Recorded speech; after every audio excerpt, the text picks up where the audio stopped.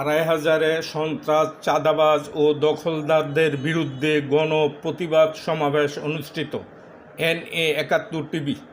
নারায়ণগঞ্জ ২৫০০-এ ফতেপুর ইউনিয়নের সর্বস্তরের জনগণের আয়োজনে ২৪ সেপ্টেম্বর রোজ মঙ্গলবার বিকাল ৪টায় কাইমপুর ঈদগাহ মাঠে সন্ত্রাস, চাঁদাবাজ, দখলদারদের বিরুদ্ধে প্রতিবাদ সমাবেশ ফতেপুর ইউনিয়নের সাবেক চেয়ারম্যান ও উপজেলা বিএনপির সাবেক সহসভাপতি মোহাম্মদ শহীদুল্লাহ মিয়ার সভাপতিত্বে অনুষ্ঠানে প্রধান অতিথি পারভিন আক্তার, সাংগঠনিক সম্পাদক, বাংলাদেশ জাতীয়তাবাদী মহিলা দল কেন্দ্রীয় কমিটি।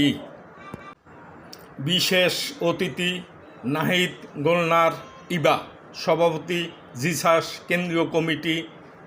আনোয়ার হোসেন অনু, সাবেক বিআরডিবি চেয়ারম্যান, সাবেক অর্থ বিষয়ক সম্পাদক।